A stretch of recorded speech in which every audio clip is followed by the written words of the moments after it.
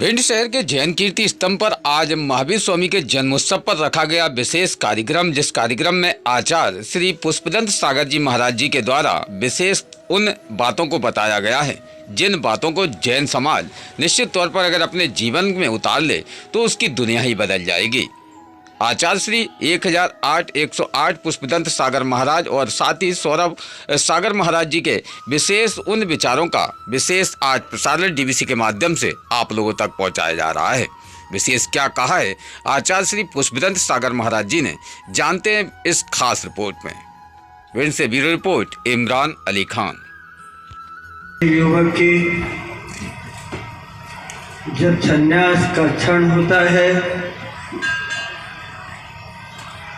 माँ के आंसू से आंसू टपकने की बेला होती है।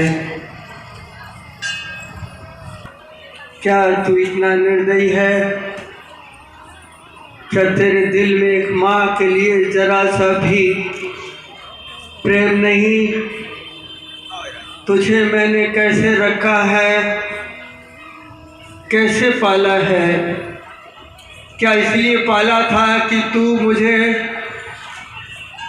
मुंह दिखा के पीठ दिखा के चला जाए? ठहर जा, मेरे आंसू की कोई कीमत नहीं। तब कहा था वर्तमान ने, माँ तुम्हारे आंसुओं के प्रति अगर ममता भाव करूँगा,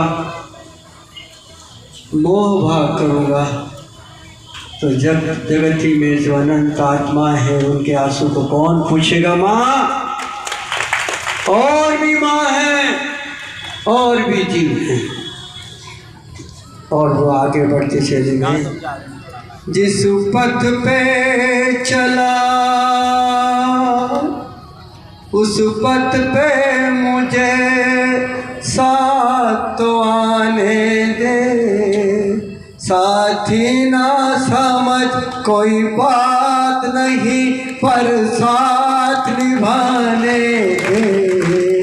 जिस पथ पे चला उस पथ पे मुझे तू साथ तो आने दे।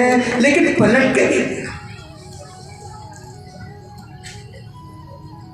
माँ की ममता थी, माँ का प्रेम था। प्रेम जब मोह के अंदर कन्वर्ट हो जाता है, बदल जाता है, परिवर्तित हो जाता है, तो बंधन बन जाता है, रोक देता है। महावीर में प्रेम था,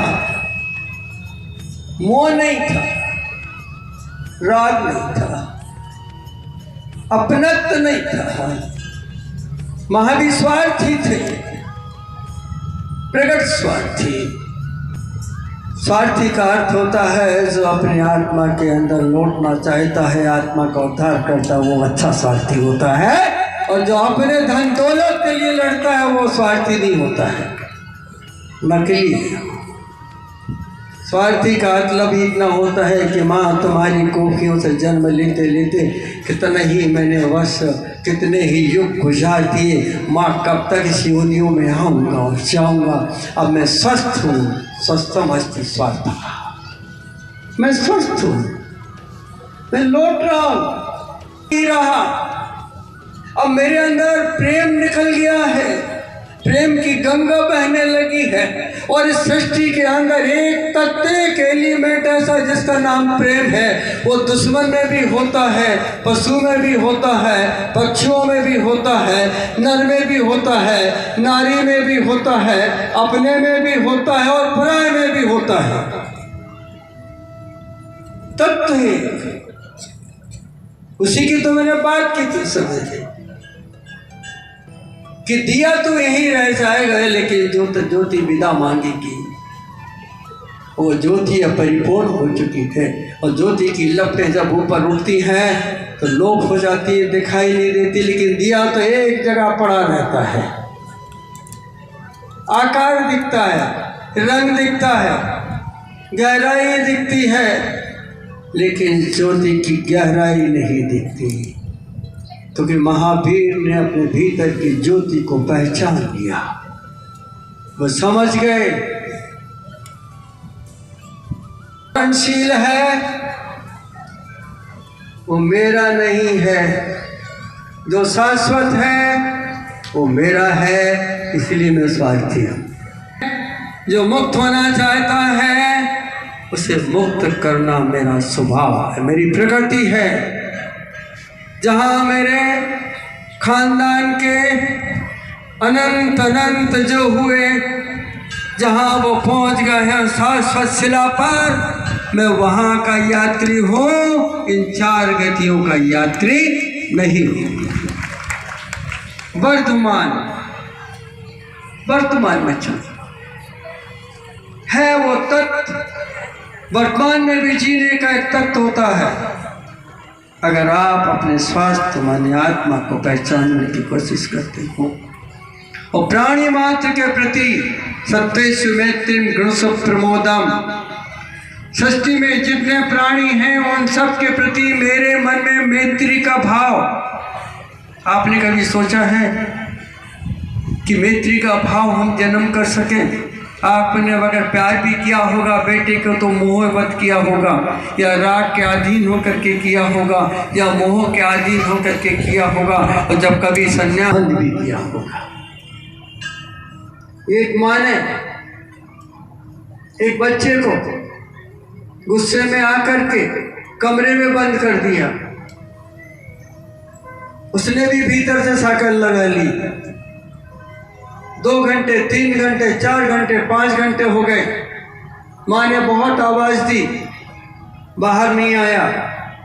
उसने आवाज़ भी न दी, माँ घबरा गई, कहीं मेरा बच्चा घायल तो नहीं हो गया, बेहोश तो नहीं हो गया, आवाज़ नहीं देता।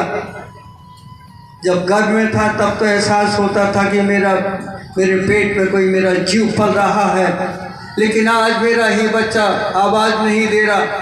उसने पुलिस में जा कर के रिपोर्ट लगाई, लिखाई, पुलिस आई, उनने पूछा कि इसमें लड़का है कि लड़की।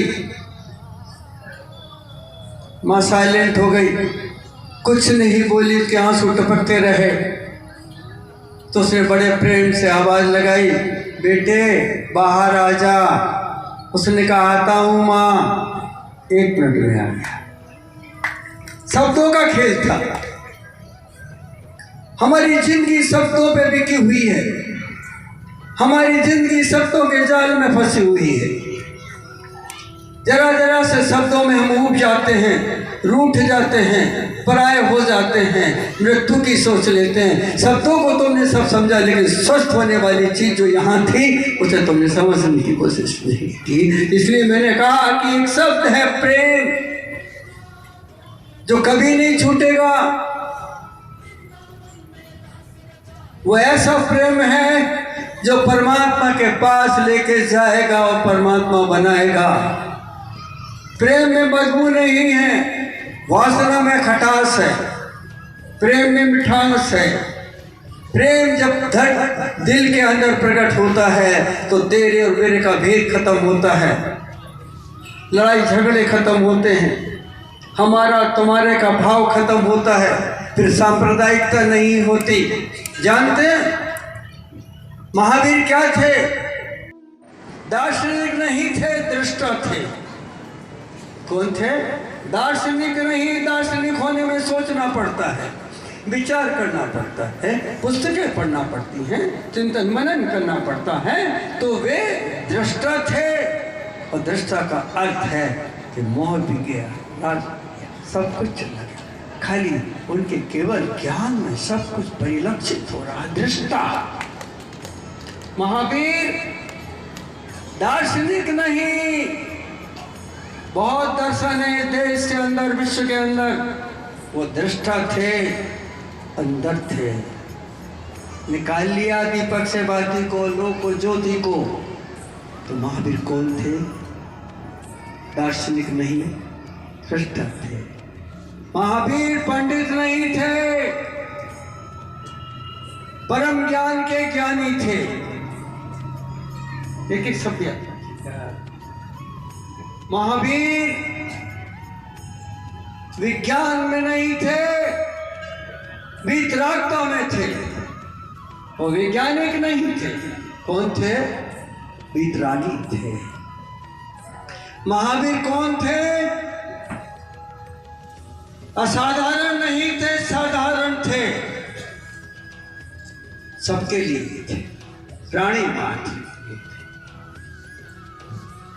महावीर कौन थे?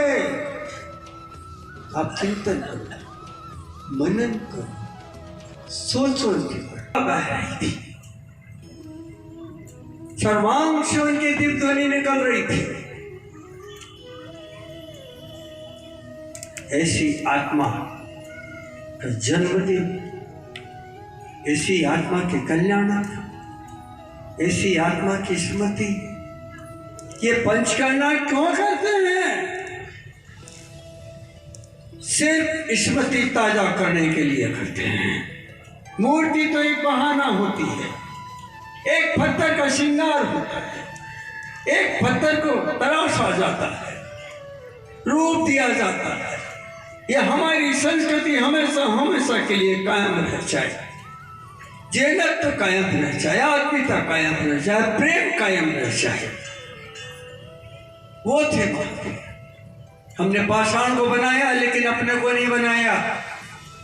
काश ये 5 दिन तुम्हारे पास पंचम गति को जाने के लिए थे, पंचम गति के संस्कार को आरोपण करने के लिए थे, और आपने समझा कि प्रेतमाओं का होना हमारा तो नहीं होना है।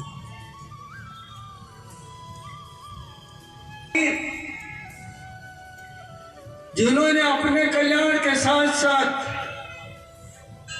आपका भी कल्याण का रास्ता खोल के गए थे, रास्ता दिखा के गए थे। आज ये ग्रंथ नहीं होते, ये शास्त्र नहीं होते, ये नग्न मुद्रा नहीं होती, तो आप कहाँ जाते, कहाँ निर्माण होता, कहाँ मोक्ष होता? वो महावीर, उनकी बात कर रहा हूं मैं आपसे। मंदिर जाओ, मस्जिद जाओ, गुरुद्वारा जाओ, चाहे हनुमान के मंदिर जाओ, शिव के मंदिर जाओ, लेकिन एक ही चीज मिलेगी, प्रेम। इस सृष्टि पे जो पैदा होते हैं और जब धर्म से जुड़ते हैं तो सबसे पहला शब्द परम अहिंसा धर्म, और धन से अहिंसा का अर्थ होता प्रेम। एक ऐसा प्रेम जिसमें सांप्रदायिकता नहीं घुसेगी, परंपराएं नहीं आएंगी, जिसके अंदर गंगा की धारा आएगी, गंगा की धारा आएगी। जब बहता है तो किसी की बपौती नहीं होती, वो पानी सबकी प्यास बुझाता है। वृक्ष जब जन्म लेता है एक बीज, तुम पत्थर मारते हो, तुम्हें फल देता है, मिठास देता है, लेकिन झगड़ता नहीं, लड़ता नहीं। वृक्ष की जड़ें जमीन की गहराई तक जाती है, और अगर डाले कट भी जाए तो उसकी हरियाली कहीं नहीं जाती है, फिर बार बार में लौट के आती है। मेरे जड़ उसके नीचे रहती। आज भी हरा भरा, आज भी उसमें आम लग रहे हैं, लेटा है, एक जरा सी जड़ भर नीचे है। तब उससे मुझे ऐसा ज्ञात हुआ कि अगर चेतना है, कहीं भी रहे वो चेतना, तो हरियाली तो देती ही रहेगी, चेतना जगाती रहेगी चेतना। पर अगर तुम्हें कभी दुख हुआ, कष्ट हुआ, तो इस बात का ध्यान रखना, इसलिए हो रहा है कि काया तुम्हें कष्ट दे रहा है, आत्मा तुम्हें कष्ट नहीं दे रही है, इस बात का ध्यान रखना।